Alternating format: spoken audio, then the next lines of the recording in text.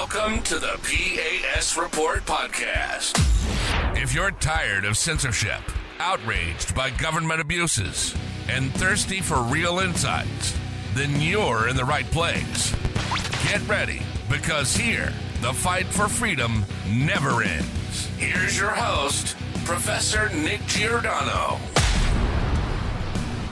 What's up, everyone, and welcome back to the America's Founding series on the P.A.S. Report podcast. It's time to look at another extraordinary patriot who history often overlooks. And I'm your host, Nick Giordano. I'm glad you could join me today. Make sure that you are following and subscribe to the podcast so you don't miss an episode.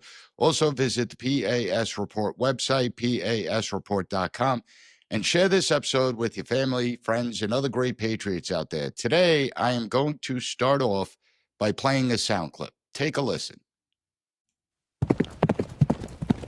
Awaken all! The time has come! The regulars are coming! The regulars are coming out! The regulars are coming! Now, when you hear that, I'm sure the first person that came to mind was Paul Revere. And most of you were taught that he said the British are coming. But the truth is that many of the colonists identified as British. So why would he say that? It wouldn't make any sense for him to say that. Historians believe he said the regulars are coming, the regulars are coming out. In any event, it's etched into our collective memories, immortalized in verse. Quote, "Listen, my children, and you shall hear of the midnight ride of Paul Revere."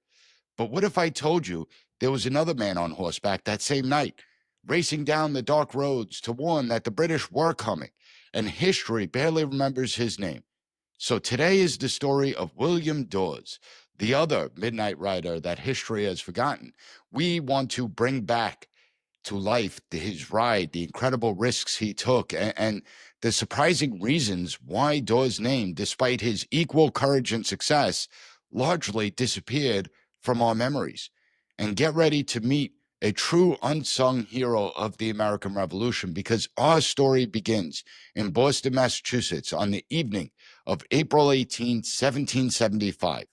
Tensions in the cities were stretched. They were about to hit a breaking point. For months, Boston had been occupied by British troops under the command of General Thomas Gage, and every day, the uneasy peace threatened to shatter. The Sons of Liberty, a clandestine network of patriots, they knew Gage was planning something big. They knew that Gage was looking to take control. They had spies everywhere. Whispers suggested a secret nighttime move, and the objective, to seize colonial weapons stored in Concord, and perhaps more importantly, to arrest two of the most prominent rebel leaders, Samuel Adams and John Hancock, who were both staying at Lexington.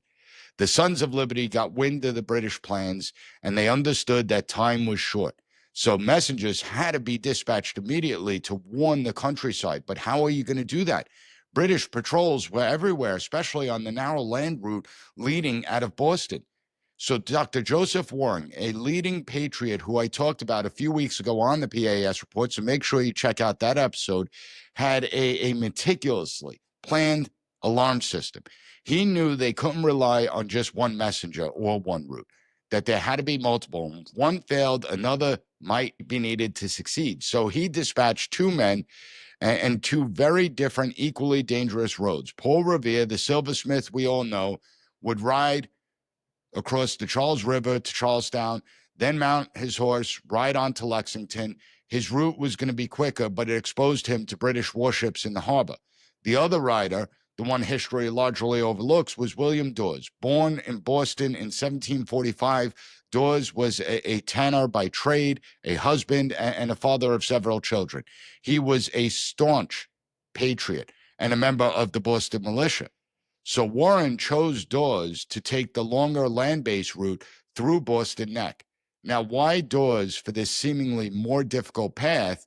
Boston Neck, it was a narrow strip of land, essentially a causeway connecting the Boston Peninsula to the mainland, and it was heavily fortified and guarded by British checkpoints. So it made it incredibly difficult to pass unnoticed. But Dawes had an advantage. As a tanner, his business often took him outside the city. He was known to the British authorities, and he also had an official pass, likely due to his trade and his status as a militiaman, which could, under normal circumstances, allow him to move freely through the gate. This official recognition was crucial. because it offered a thin veil of legitimacy for his nocturnal travels. He also was known to be resourceful, sometimes adopting disguises or even feigning drunkenness to slip past watchful eyes. So while Revere had the moonlight reflecting off the Charles River and a poet waiting in the wings to immortalize him in history, Dawes had a very dusty road, military checkpoints, and no fame waiting in the end. So Dawes departed Boston around 9 p.m. on April 18th, roughly an hour before Revere set out. And his journey began by maneuvering through those British checkpoints at Boston Neck. It wasn't a gallop through the night, but a tense, calculated passage. He had to appear unsuspicious, a common traveler going about his business. And he rode through Roxbury, Brookline, Cambridge, carefully observing British movements at the time, likely yelling warnings to prearranged militia contacts along the way. His mission, to activate the alarm network, rousing Minutemen from their sleep. Finally, after hours of riding, Dawes reached Lexington. The astonishing thing, he arrived at the Hancock-Clark house just a half hour after Revere, and they arrived at the same time, and together they warned Hancock and Adams that they needed to get out. They have to flee, and their timing was perfect. Their courage, equal. Without Dawes' success, without his daring ride, without the critical message, what would have happened? What would have happened if the message never reached Lexington in time? How would that have changed the course of history if Hancock and Adams were taken by the British? If the weapons were taken by the British? But before we get to why history forgot this great patriot, we need to take a quick commercial break. So hang tight and we'll be right back. Are you ready to move easily and independently without pain and stiffness holding you back? Do you want to look in the mirror and see a hydrated glow instead of more fine lines and wrinkles? Well, discover Native Path Collagen, made with only type 1 and 3 collagen fibers. These are the two most important types that make up 90% of the collagen found in your cartilage, bones, skin, hair, nails, and gut. They provide maximum benefits. And Native Path Collagen is a single ingredient formula with no fillers, additives, or artificial sweeteners. Plus, it's third-party tested for heavy metals, ensuring purity and safety. Completely flavorless, Native Path Collagen can be added to anything: coffee, smoothies, oatmeal, you name it. It doesn't clump, it absorbs fast thanks to its peptide formula. And the best part, Native Path offers amazing bundle deals at a fraction of the price of other brands. With over 4 million jars sold, 1 million happy customers, 8,000 5-star reviews, and a 365-day no-risk guarantee, Native Path is a brand you could trust. They offer an 800 number for any questions you may have, and then you'll speak to a real person who's there to help. Visit getnativepath.com/PAS and start your transformation today. That's getnativepath.com/PAS. Welcome back. You're listening to the America's Founding Series, part of the P.A.S. Report podcast. And if you are enjoying the series, if you're learning about these incredible, often forgotten patriots, make sure that you subscribe and share this episode with friends and family, because your support helps us keep forgotten stories like William Dawes alive. It ensures these vital moments in our nation's history get the recognition they deserve. But more importantly, it allows us to gain an appreciation for the United States, for our founding, for our history, something that has sadly been lost on us. So I want to get back to William Dawes, because he was just as crucial to the success of the Midnight Ride.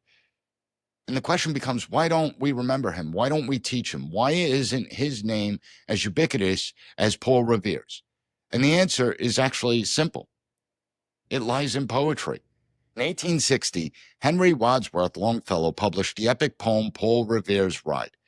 And it's a beautifully crafted, thrilling narrative that perfectly captured the spirit of the revolution, the essence of the moment. And I encourage everyone to go out there and read it. It ignited the public's imagination, and in doing so, it made Paul Revere the singular, iconic figure of that fateful night.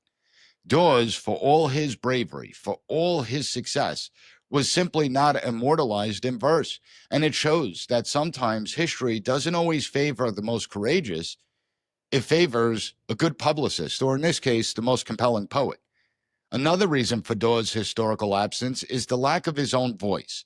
Paul Revere, he left several detailed accounts of his ride. He gave historians invaluable first-hand testimony of what it was like, what he went through, what he did. Dawes, on the other hand, left very little written record of his experience that night. His voice is largely missing from the historical record, so it leaves others to tell his story or omit his story, and sadly, the latter is what has happened.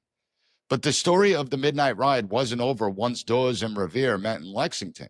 After warning Adams and Hancock, they decided to continue back on their journey, ride towards Concord, where more military supplies were hidden. They were joined by a third rider, a young doctor named Samuel Prescott, who maybe a future episode will be based on him. We'll see. But Samuel Prescott was on his way home after visiting his fiancée. And as they rode, a British patrol suddenly appeared, blocking their path. Revere was a fast thinker. He tried to escape through a nearby field, but was captured. Dr. Prescott, on the other hand, he was pretty quick and agile. He managed to jump a stone wall, rode off successfully, reaching Concord to deliver the warning. And what about William Dawes? Well, in the chaos, Dawes, with a combination of quick wit and sheer grit, he performed an incredible feat. Knowing his horse was likely too tired to outrun the British, he staged a brilliant ruse. He rode towards a farmhouse, yelling as if calling out to imaginary rebel allies in the dark, shouting things like, "Hello, boys, I've got two of them." And this startled the British soldiers, who were thinking what was going on, that they believed they were about to be ambushed by a larger Patriot force. So they broke off their pursuit. However, in his hurried escape, Dawes' horse got spooked and threw him, leaving him on the ground. So he lost his watch, but he evaded capture. Eventually, he recovered his horse and made his way back to Lexington on foot, his mission accomplished. The Midnight Ride wasn't a solo act. It was a relay.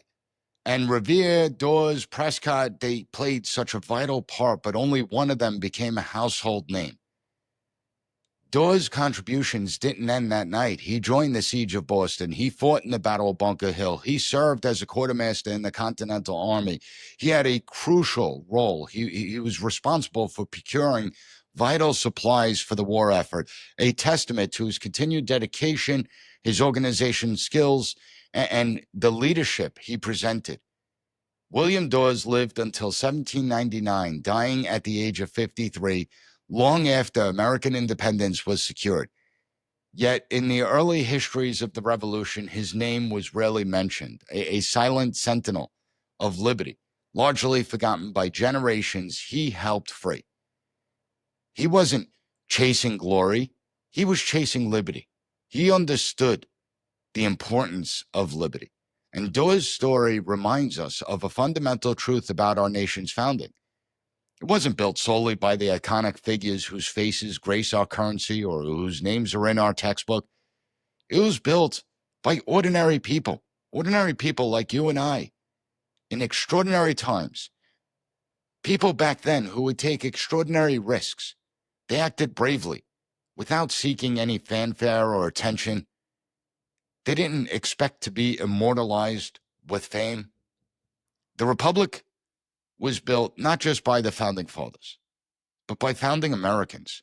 And William Dawes, the other Midnight Rider, he deserves our attention. He deserves to ride alongside the rest of them in our memories. Now, next time you hear about Paul Revere, next time you envision that legendary ride, remember, William Dawes, the Midnight Rider, history largely forgot. Liberty never did, though. His quiet courage, his vital role, and his sacrifice should resonate just as loudly as any poem. Now, as always, I want to thank you for joining me on the America's Founding series, part of the P.A.S. Report podcast. And I want to give a shout out to Glenn. Thanks for your kind words on Apple Podcasts. It is really appreciated. I also want to give a shout out to RJ for your kind contribution to the program. This is what allows us to keep on putting these programs out there. Now, if you found the content of the episode informative, please give the P.A.S. Report podcast a 5-star review. Take 30 seconds to write a good review on Apple Podcasts, Spotify, or wherever you get your podcasts. And share this episode with your family and friends. Until next time, I want to thank you for joining me on the P.A.S. Report podcast. And I'll be back next week with more great episodes. Thank you for listening to the P.A.S. Report. Don't forget to rate, share, and hit that subscribe button. That way you'll never miss an episode. For more exclusive content and updates, visit us at pasreport.com and follow Professor Giordano on all social media platforms at P.A.S. Report.